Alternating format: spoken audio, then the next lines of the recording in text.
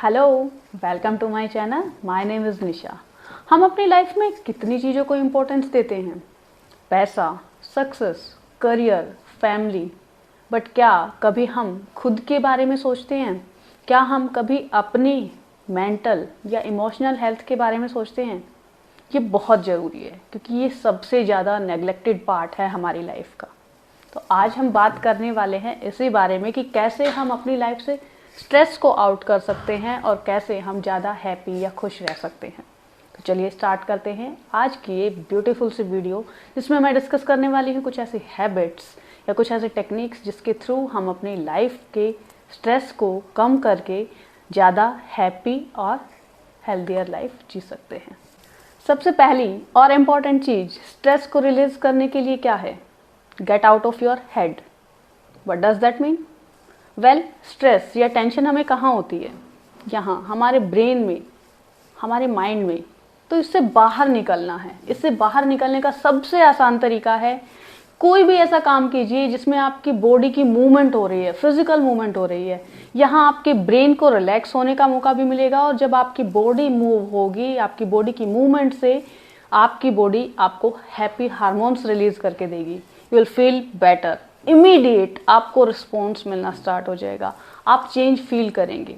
आप जब तक बेड पे या सोफे पे पड़े पड़े सोचते रहेंगे तो वो टेंशन का कोई सोल्यूशन हो ही नहीं सकता।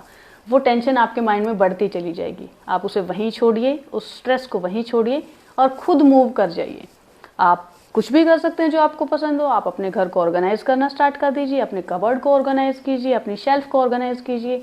आप पार्क में घूमने जाइए, आप रनिंग कीजिए, आप अपने घर पे एक्सरसाइज कीजिए।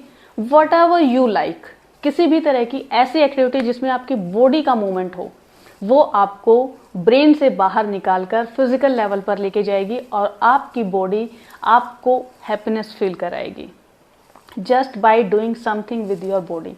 Second thing, engage your brain in something productive. आप सबने सुना होगा, खाली दिमाग शैतान का घर। तो जब तक आप अपने ब्रेन को कुछ काम नहीं देंगे तो वो कुछ ना कुछ सोचता रहेगा। तो अब आपको क्या करना है, अपने ब्रेन को एक ऐसा काम देना है जो कि प्रोडक्टिव हो, जो आपके लिए यूजफुल हो। तो जब आप किसी ऐसे काम में, पर्पस में, किसी ऐसी एक्टिविटी में अपने ब्रेन को एंगेज कर देते हैं जहां से आपको अच्छे रिजल्ट मिलने हैं या जहां से आपको प्रोडक्टिव रिजल्ट मिलने हैं, तो आपका ब्रेन जो है वो फ्री नहीं रहेगा अननेसेसरी ओवर थिंकिंग करने के लिए। कोई छोटा बच्चा है, उसे आप फ्री छोड़ दीजिए, उसे आप अनअटेंडेड छोड़ दीजिए, वो कुछ ना कुछ शरारत करेगा और आपके लिए मैस क्रिएट कर देगा। वहीं आप उस बच्चे के पास बैठिए, उसे कुछ टॉयज दीजिए या कोई एक्टिविटी करने के लिए दीजिए या कुछ काम करने के लिए दीजिए, तो बच्चा हैप्पी भी रहेगा और वो मैस क्रिएट करने का उसे टाइम नहीं मिलेगा, because that child is engaged in something productive. वो कोई पजल प्ले कर रहा है या वो कलरिंग कर रहा है या वो बुक रीड कर रहा है, कुछ वो कर रहा है, वो एंगेज्ड है। तो वैसे ही अपने ब्रेन को आप एंगेज कीजिए किसी एक्टिविटी में, जिससे कि आपका ब्रेन जब एंगेज रहेगा तो वो स्ट्रेस से दूर रहेगा। Third thing, what you can do for your brain out. मतलब आप कोई ऐसी एक्टिविटी कर रहे हैं, फिजिकल एक्टिविटी, बट स्टिल आपका दिमाग जो है वो वहीं घूम रहा है, वो ओवर थिंकिंग अभी भी कर रहा है। आपने अपने ब्रेन को कोई काम करने के लिए दिया है बट ये स्टिल एंगेज नहीं हो रहा है, क्योंकि ये उस काम को करने की बजाय अभी भी ओवर थिंकिंग में लगा हुआ है या वो स्ट्रेस वाली सिचुएशन जो है ये उसको भूल नहीं पा रहा है। तो आप क्या कर सकते हैं? Simple thing, pour it out. मतलब अगर आपके पास एक बर्तन है जिसमें पानी है, उसको आपको एम्प्टी करना है, तो आप क्या करेंगे? उस पानी को दूसरे किसी बर्तन में ट्रांसफर कर देंगे या कहीं और फेंक देंगे। सेम वे आपको अपने ब्रेन के साथ करना है। आपको अपने ब्रेन में जो स्ट्रेस या टेंशन चल रही है उसको बाहर निकालना है ताकि वो खाली हो जाए, वो एम्प्टी हो जाए। उसको बाहर निकालने के तरीके हैं, या तो आप किसी रिलायबल इंसान से बात कर सकते हैं, जो कि आपका कोई क्लोज फ्रेंड या रिलेटिव हो सकता है, जिसके साथ आप अपनी फीलिंग्स को खुलकर शेयर कर सकते हैं। या फिर आप यूज़ कर सकते हैं कोई नोटबुक या डायरी जिस पर आप अपनी सारी प्रॉब्लम्स को लिख लेते हैं। आप जब प्रॉब्लम को लिखेंगे तो वो सब चीज़ें जो आपके माइंड में ऐसे घूम रही थी और बहुत ज़्यादा मैस क्रिएट कर रही थी, विल फाइंड आउट कि वो सब चीज़ें इतनी बड़ी हैं ही नहीं। उनका सॉल्यूशन आपके लिए फाइंड आउट करना बहुत इजी हो जाता है। You will write down problems and then you can find out the solution of that problem. अब वो जो प्रॉब्लम्स का पहाड़ आपको दिखाई दे रहा था, वो आप जब पेपर पे देखेंगे तो बहुत छोटी सी प्रॉब्लम आपको दिखेगी, और आप उसके बाद उसके जो भी अल्टरनेट्स हो सकते हैं, जो भी सॉल्यूशन हो सकते हैं, वो राइट डाउन कर सकते हैं। देन यू कैन आइडेंटिफाई कि इसका कोई सॉल्यूशन एक्चुअल में है भी या नहीं। अगर नहीं है तो कितनी भी आप ओवर थिंकिंग कर लीजिए, आपको कोई सॉल्यूशन नहीं मिलेगा। तो आपको उसको सिर्फ एक्सेप्ट कर लेना है, अदरवाइज आपको सॉल्यूशन मिल ही जाएगा और आप उसको अप्लाई कर सकते हैं। और अगर सॉल्यूशन नहीं भी ढूंढना है, बहुत बार हम ऐसी प्रॉब्लम्स को दिमाग में घुमाते रहते हैं जिनका कोई ना तो बिगनिंग होती है ना ही कोई एंड होता है। अननेसेसरी ओवर थिंकिंग हम क्रिएट कर लेते हैं। तो वो जब आप किसी से बात करेंगे या आप इसको पेपर पे लिख लेंगे तो आपका वो जो ब्रेन है वो रिलैक्स और हल्का महसूस करेगा, क्योंकि अभी वो प्रॉब्लम जो है वो यहाँ से निकलकर या तो पेपर पे आ चुकी है या फिर वो खत्म हो चुकी है। किसी से बात करके आपको अच्छा लगेगा।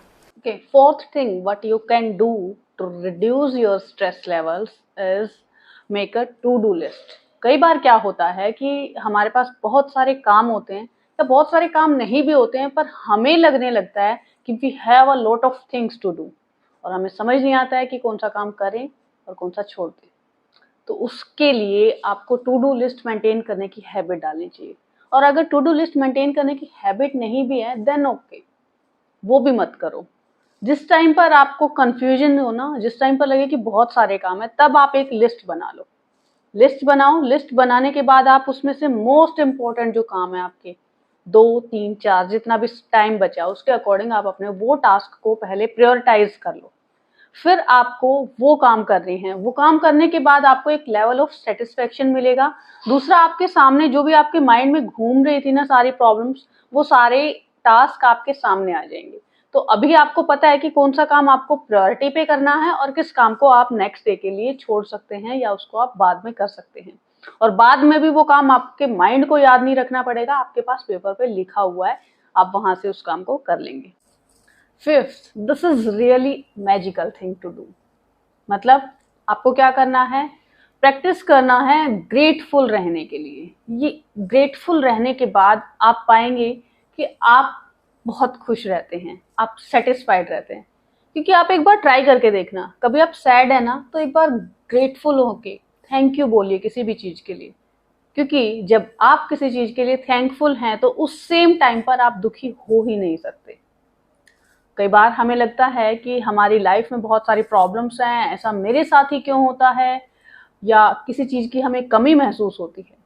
उस कमी को पूरा करने का सबसे इजी तरीका है कि जो ऑलरेडी आपके पास है उन चीजों पर एक बार नजर डालो, उनको देखो, उनकी इम्पोर्टेंस को महसूस करो। हमारी डेली रूटीन लाइफ में हमारे पास कितनी सारी ऐसी चीजें होती हैं जो हमारे लिए बहुत इंपॉर्टेंट है। अगर वो हमारी लाइफ में नहीं होती तो शायद कुछ नहीं होता, बट फिर भी हम उन चीजों की एग्जिस्टेंस को इग्नोर कर देते हैं। तो जो ऑलरेडी हमारे पास है उसके लिए थैंकफुल होना सीखना, ये हमें बहुत ही ज्यादा मैजिकल वे में चेंज कर देता है। इससे जो हमारा माइंड है ना एकदम से शिफ्ट हो जाता है लैक से अबंडेंस की तरफ। जहां हमें लग रहा होता है ना कि कुछ कमी है या मेरे पास कुछ नहीं है, वहां से हमें लगने लगता है कि wow, I have this thing, I have this person in my life, and you will feel thank you God इन सब चीजों के लिए। और जब आप थैंक यू बोलेंगे तो आप दुखी तो हो ही नहीं सकते हैं, आप खुश हो जाएंगे। आप उन चीजों को डीपली एनालाइज कीजिए जिनको आप रूटीन में इग्नोर कर देते हैं। एक बार इमेजिन कीजिए उस चीज के बारे में जो आपके पास है लेकिन उसके इम्पोर्टेंस आप ज्यादा नहीं देते हैं और इग्नोर कर देते हैं। अगर वो आपके पास नहीं हो तो आपकी लाइफ कैसी होगी? उससे हमें चीजों की इम्पोर्टेंस महसूस होगी। हम डेली खाना खा रहे हैं, हमें अबंडेंस में मिल रहा है, तो हमें उसकी इम्पोर्टेंस नहीं पता। अगर आपको 2 टाइम भूखे रहना पड़ जाए तो आपको पता चलेगा कि वो खाने की इम्पोर्टेंस क्या है। एक तो ग्रेटफुलनेस की प्रैक्टिस करने के लिए आप एक ग्रेटिट्यूड जर्नल मेंटेन कर सकते हैं जिसमें आप डेली रिकॉर्ड कर सकते हैं 3 ऐसी चीजें जिनके लिए आप थैंक यू बोलना चाहते हैं। नॉट ओनली आपको मेंशन करना, आपको बताना है कि क्यों आप उस चीज के लिए थैंकफुल हैं, थोड़ा डिटेल में आपको उस चीज के बारे में लिखना है। दूसरा, आप इंस्टेंट ग्रेटफुलनेस की हैबिट डाल सकते हैं, यानी आप जो भी काम कर रहे हैं ना उसमें आप गॉड को थैंक यू बोलने की हैबिट डालिए। Suppose if you are having your meal, तो आप गॉड को थैंक यू बोलिए, भगवान को थैंक यू बोलिए कि मुझे खाना मिल रहा है पेट भरने के लिए, ठीक है, इट विल नरिश मी। आप कहीं से बाहर से आते हैं, अपने घर में एंटर करते हैं, अपने घर को देखकर एक बार भगवान को शुक्रिया कीजिए कि थैंक यू भगवान, मुझे ये घर दिया, इस घर में मैं कंफर्टेबली रह सकता हूँ।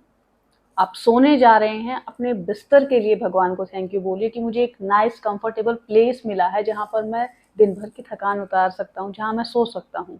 अपनी फैमिली के लिए थैंक यू बोलिए कि थैंक यू गॉड, मेरे पास ये फैमिली है जिनके साथ मैं अपनी लाइफ को शेयर कर सकता हूँ। तो ऐसे इन छोटी बड़ी हर चीज़ के लिए जब हम थैंक यू बोलना स्टार्ट कर देते हैं तो हमें एहसास होने लगता है कि हमारे पास कितना कुछ है। 6 पॉइंट, रेस्ट एंड रिलैक्स। आपने सब कुछ ट्राई कर लिया, आपने अपने बॉडी को एंगेज कर लिया है, काम करना स्टार्ट कर दिया है, ब्रेन को प्रोडक्टिविटी में लगा दिया है, but still nothing is working out. आप फिर भी टायर्ड फील कर रहे हैं। That means you need a break, you need to rest. Physically, mentally, emotionally आप रेस्ट कीजिए, एक ब्रेक ले लीजिए। जो भी काम आप कर रहे हैं उससे, आप काम से थके हुए हैं, आप किसी पर्टिकुलर सिचुएशन में रहकर टायर्ड फील कर रहे हैं, तो उससे दूर हो जाइए, ब्रेक लीजिए, रेस्ट कीजिए। अब रेस्ट कितना करना है? उतना जितना आपकी ज़रूरत है, क्योंकि हर इंडिविजुअल की रेस्ट की नीड जो है वो अलग होती है। कोई 5 घंटे सोकर भी काम चला लेता है और किसी को पूरे 8 से 9 घंटे की नींद दिन में चाहिए होती है। तो आपको अपने रूटीन काम से ब्रेक लेना है और खुद को रेस्ट के मोड में लेके जाइए। संडे के दिन या किसी छुट्टी वाले दिन ऐसा कीजिए कि अलार्म, फ़ोन सब कुछ अपने बेडरूम से बाहर रखिए और तब उठिए जब आपकी नींद नेचुरली पूरी हो जाती है, आप खुद से जाग जाते हैं।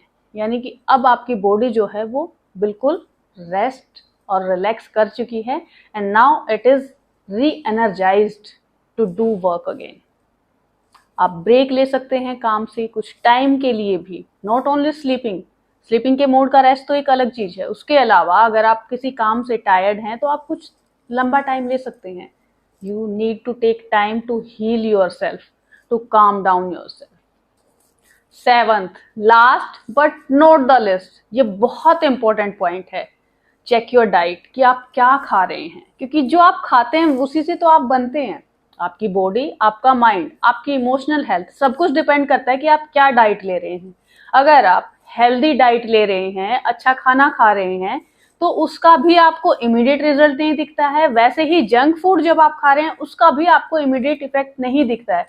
मैंने बहुत सारे लोगों को सुना है, मैं तो इतने साल से ये खा रहा हूँ, मुझे तो कुछ इफेक्ट नहीं दिखाई देता। अरे इंस्टेंट इफेक्ट नहीं दिखाई देता है किसी भी चीज का। जब हम खाते हैं, कंज्यूम करते हैं, जरूरी नहीं है कि वो इंस्टेंटली आपकी बॉडी के साथ रिएक्ट करेगा और आपको नेगेटिव ट्रेट्स उसके या कुछ साइड इफेक्ट दिखाई देने लग जाएंगे।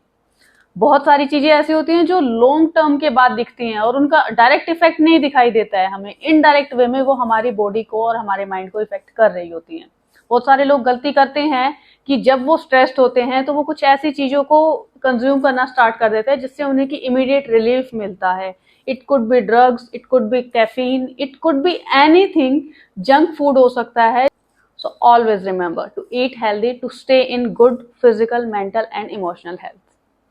So these were some tried and tested techniques जिनकी हेल्प से हम अपने स्ट्रेस को लो डाउन कर सकते हैं and we can start feeling more happier and more fulfilled in our life. ये सब कुछ टेक्निक्स मैंने आपके साथ शेयर की हैं। इसके अलावा भी आई एम श्योर कुछ ना कुछ ऐसा होगा जो आप लोगों के पास होगा जो मेरे या बाकी सबके काम आ सकता है। So do share your tricks, your tips in the comment box. मिलते हैं नेक्स्ट वीक किसी और अच्छी सी वीडियो के साथ। Till then, bye bye, take care, keep reading and keep learning.